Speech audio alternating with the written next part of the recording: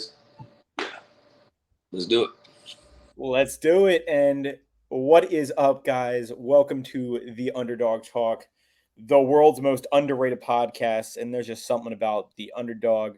But forget the underdog. I mean, you see him, the man hailing from Tipton, Georgia, the one and only, the A-list country singer, Kip Moore. What is up, sir? How you doing today, man? I'm good, my friend. I'm good, man. I'm just got off the road and I'm hanging out in Nashville, Tennessee, talking to you right now, man.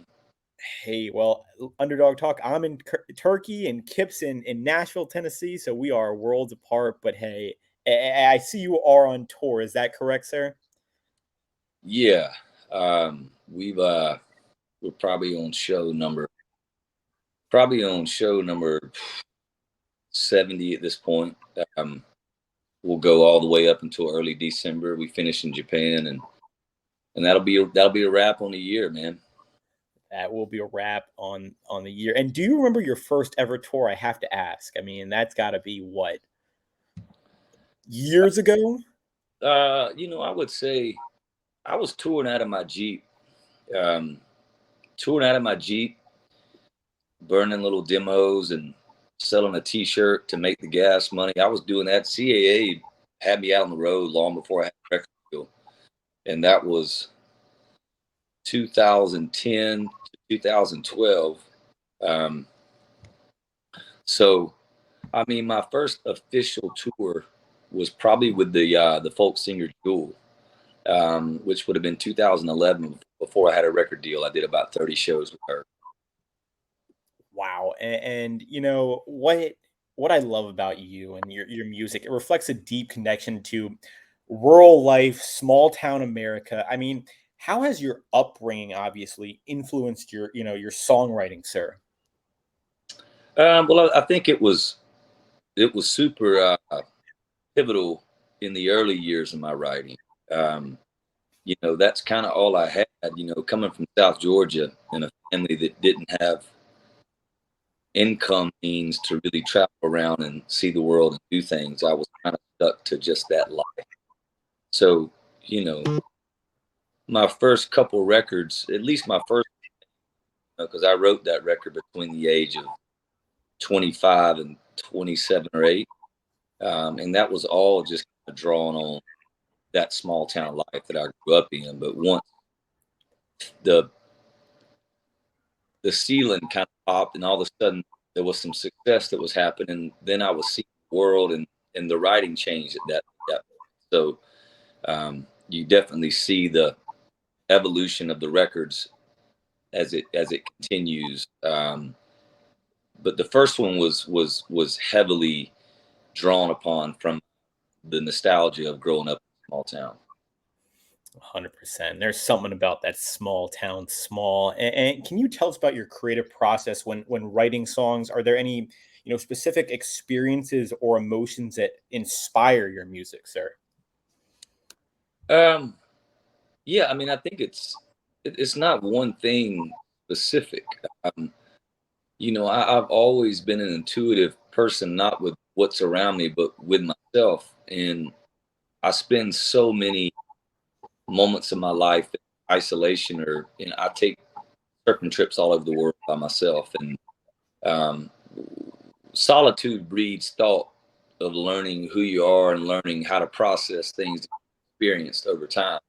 So, I mean, there's not one particular thing, Bud, that I draw from. It's just having your eyes open all the time, what's going on around you, and not losing a sense of my life. The way I live my life has not changed, even though there's been success. I still live a very simplistic life. I don't care about things. I don't buy things, and I don't stay in plush hotels and those kind of things.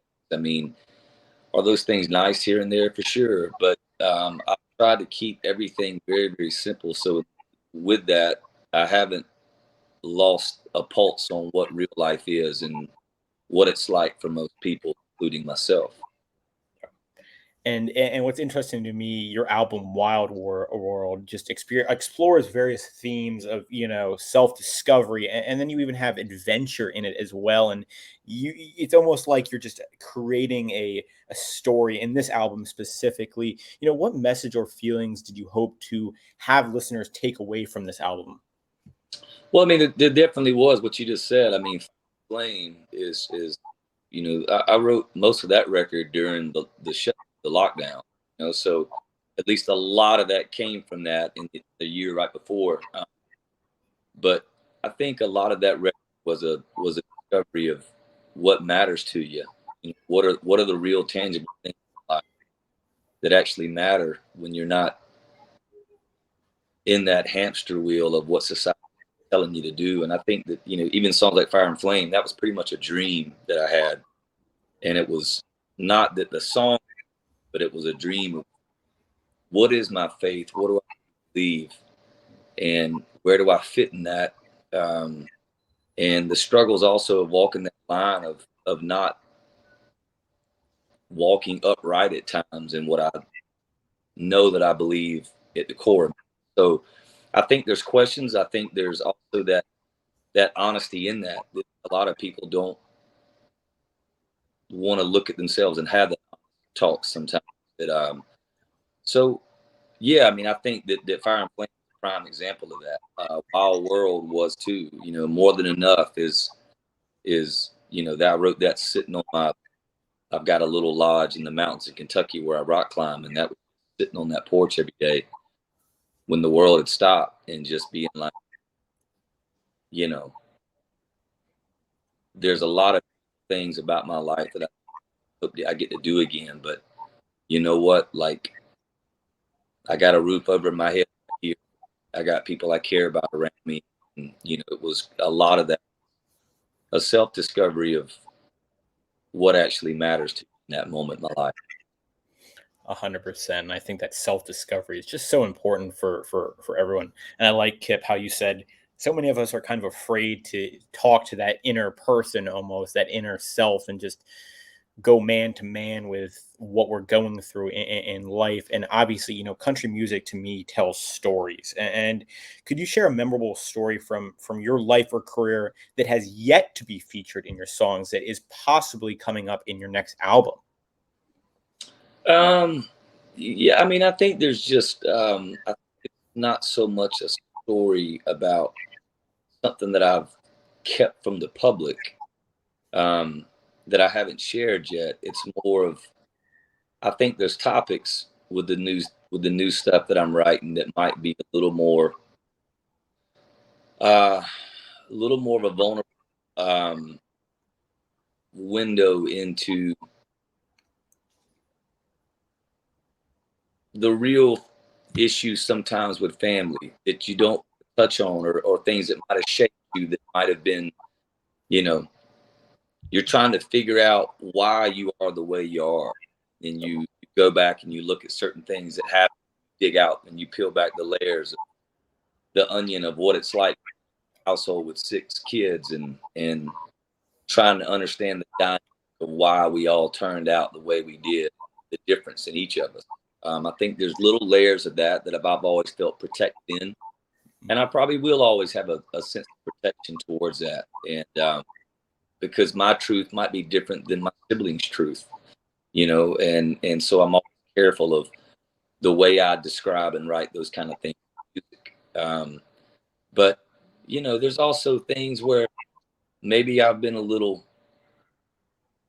you know, pissed off or things in even in the music career um, that I haven't expressed that might come up in this one, and not be there might not be any holding back with the way I really feel about certain things. And I think that's what makes your music so special. Is it's from the heart, it's real. And we had LV Shane on the podcast, and obviously he wrote My Boy, which is kind of talking about that family aspect too, where I think family's so near and dear to all of our hearts, and songs about family can really just touch everyone, obviously, and everyone experiences different emotions from obviously songs about family specifically. Now, country music has evolved over the years, and especially since you started. Do you see country music going in the right way, Kip? Man, there ain't no right or wrong way, man.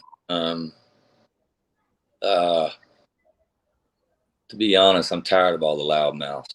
Um, Hmm. like music is always evolving and changing. And, you know, do I not like some stuff that I hear sometimes? Of course. And then I like some things that maybe other people don't like. But you're never going to sway me into being a part of groups. Shit ain't gonna never happen to me. So if I like something, I have no qualm saying I like it. If I don't like it, I don't like it. But it doesn't mean that there's not a place for that. Whatever they're doing, it might not be something I like.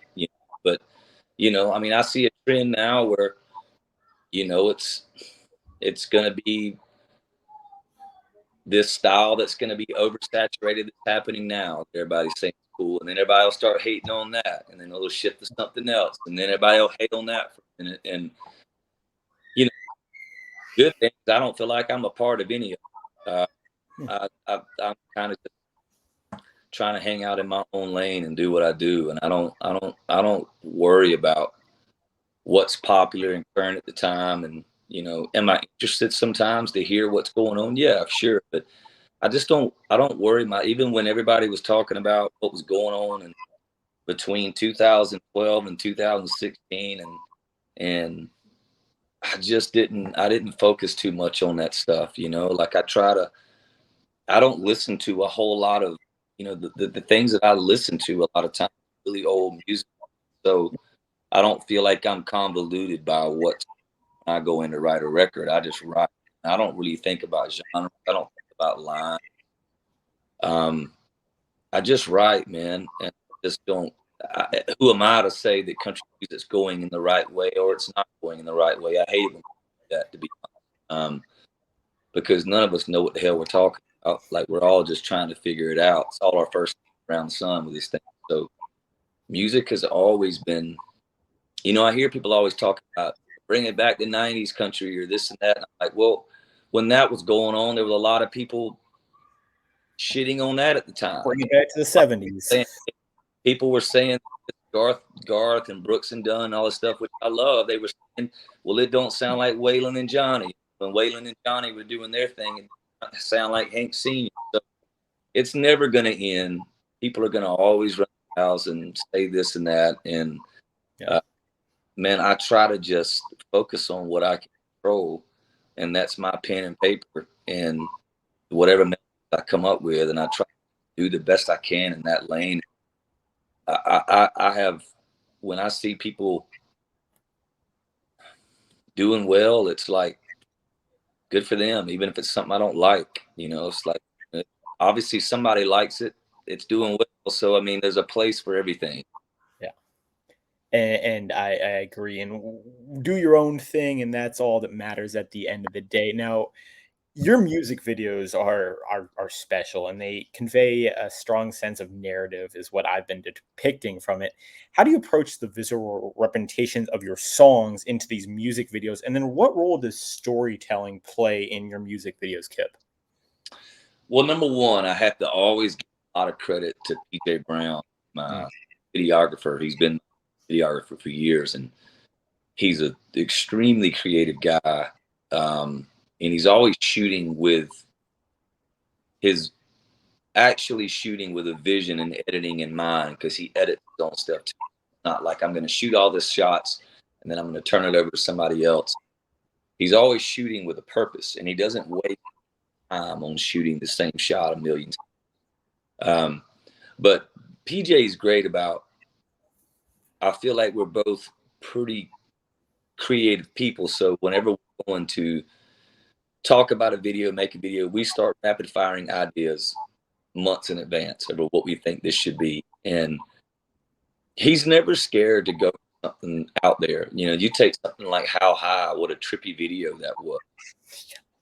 And country music kind of tends to really follow whatever storyline. All the videos are very like they're kind of spoon fed for the audience, where we try to take things, even like The Bull was a very kind of psychedelic video about, almost like it was just meant to be a trippy dream, because dreams are so bizarre. So that's the whole thing, was trying to write around that being that, and there was so many people going, well, this doesn't follow the storyline and this, that. And it's like, we just never really cared about, and, there's just something that we always dive deep into when we go to make something. We try our best to hit it from a different angle every time. Yeah, and I think that's what makes your music videos so interesting. They're so descriptive, and I think that's a very nice, a very good word to use, because they are descriptive. And we're watching music videos not just to hear the audio. Obviously, we're looking for a story. We're looking for that creativity, and you do bring that. So I do have to ask the $1,000,000 question: what is next for Kip Moore? I mean, are there any songs coming out, any albums coming out? What is next for you, sir? Well, I mean, the latest record came out in May, which, I mean, I guess that Damn Love came out in May. So I mean, I've only been 3 months into that record, but I'm already halfway done writing a new project. So I'm hoping that I'll have a whole nother record out by this time next year. I mean, we're already looking at trying to go in and start cutting that record. And I can't give you too much, because I'm going to approach this from a little different angle than I have before. But this is another stretch. This is another stretch sonically, another stretch concept wise. So, yeah, I mean, you'll never get the same record twice from me. That's what you love about Kip Moore, ladies and gentlemen. Now, collaborations are a significant part of the music industry. Are there any artists you dream or want to work with? I'll be honest with you. It's something I never think about. Hmm. Like, it's not something I sit around and ponder, you know, but there's so many artists that would be amazing. The Ashley thing was something that, I did a duet with her on this recent record. Um, I've always just been a fan of what she does music, and that happened in a very organic, natural way. And so therefore I was all about it. But not that I sit around and I Think love about it. Bender's doing a lot. I mean, would it be cool to do something with that guy? Just because I just like where he's at sonically at the moment, and yeah, it'd be great. But I don't. It's not something I really sit around thinking about. Now, finally, what is your biggest tip for someone who is looking to make it in the country industry or music industry in general, like you once were trying to do, sir? My man, it's interesting because I get asked this a lot. One of those things where I'll have a lot of songwriters come after shows, and I'm always trying. I enjoy trying to give tidbits of information about the business and this and that, and because I want to see people succeed. But man, there's just not one way to do it, and you know, I today's world is completely different. And man, I got my record deal in 2000, and I got my record deal in 2011. The first, probably late 11, early 12 from that record. So it's not like I got a record deal 100 years ago. It was just over 10 years ago, but the landscape completely changed in 10 years. And the way it was done back then was you worked your ass off and grinded and you went through the whole gauntlet, and then you still were, it was still 0.01% that cut through. I was living in a garage apartment at 29 years old, touring out of my Jeep, so, and I had a songwriter deal for 3 years before I got a record deal. I worked nights so I could write all day before that, from 22 years old to 27. And then I would play downtown, 2 or 3 nights a week. And then I was traveling all over, like I said, between 27 and 29, and sleeping on fans' floors. But now it's like, shit, man, you can strike lightning in a bottle on TikTok and be famous within 6 months. So, and never had even played a live show. So, more power to you. I mean, why am I going to tell somebody to go the route that I did? So I don't know. I mean, the game is changing so rapidly. But one thing I will say, I'm seeing I'm noticing that pop music was always heavy with tracks. It's been that way for a long time. Now, if you got caught with it, you would lose your career back in the day. Like your Ashley Simpson CD skipping, and a career was done overnight. Nowadays, it seems like It's nobody. good. But I will say that if there are young artists listening to this, learn how to do your craft. Like, don't rely on the computer. Your band needs to know how to. I've seen it so much already this summer where people are having to cancel. I never thought I'd see it in music where people are almost having to cancel the show because their computer crashed and their band doesn't know how to play songs. So I would just say that I know that that's the trend and everyone's telling you this is the way to go. But if you ever go out front and you actually listen to the PA with a band that is loaded with tracks and then a band that has got live breathing instruments and amps, and the width and the warmth it's a night and day thing. No matter what it feels like in your ears when you're playing on stage, out a whole different animal. And I'll just say that it's like if you're strapped to a computer and you can't deviate from that computer, and it's going to sound and feel the exact same every single night. So the show is going to be consistent and it'll be good, but there's a ceiling on that show. You're never going to break through the ceiling. It's going to always be good. It's never going to be bad. And the risk of being a live band, a truly live band like we are, is you have the risk of having a really bad show. Some nights it feels like I've never played my guitar in my life. I don't know why that is, but it feels foreign to me. I'm just on it.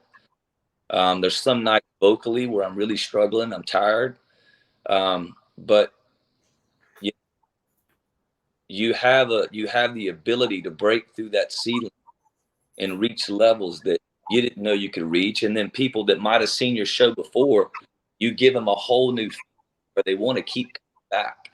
But if you're in the same exact show over and over, the minute that radio play dries up, or the minute you're not streaming like you once were, well, you can't fall back on the show because that show is going to always be the same. So when you're striving to be great as a band and you're epic and flowing as the night goes and you're beating the crowd like artists used to always do, artists were always ebbing and flowing through the night because every town and every city is different. The energy is different in every place. So you have to be able to navigate what's happening in those moments. When to cut out a song, when to take something longer. When you've got a crowd in a frenzy and you can take it to a whole nother place and just end a section for a whole nother little things like that I think that are important when you look at the history of bands like Bruce Springsteen and the Heartbreakers and those people that just had people coming to see them for so long. I think there was an element in that where the fans knew that you didn't know what you were going to get, so you might be hot in the moment and everybody's telling you to just rely on these computer tracks, but the minute that popularity starts drying off, if you didn't give those fans something to really remember from that live show, then it's pretty much going to dry up. Yeah. And I totally agree on that. I think that being original, working your ass off, and doing the things the right way. And I think if you work your ass off, from what I've learned in life and from what I've heard from some of the most successful people in the world, if you work your ass off, things will go your way. And hey, at least you can go to sleep knowing you did the things the right way. And I think that is how you do it. Now, Kip, before we go, the floor is yours, sir. Where can we find, your social media? Where can we find all of your stuff? Do you have any merchandise? The floor is yours, sir. Oh man, I mean, I'm just on pretty much all the socials. I'm just at Kip Moore Music with the blue check. So And the website is kipmore.net. Oh. And that's where all the touring and merch, things like that are. First person to buy a Kip Moore t-shirt, send me a screenshot and we'll get you a second Kip Moore t-shirt as well. Rock the best, baby. And you got to remember, there is just something about a truck. Sorry, something about an Underdog. Hey, guys, don't forget to like, comment, and subscribe on this. Until next time, Underdog out.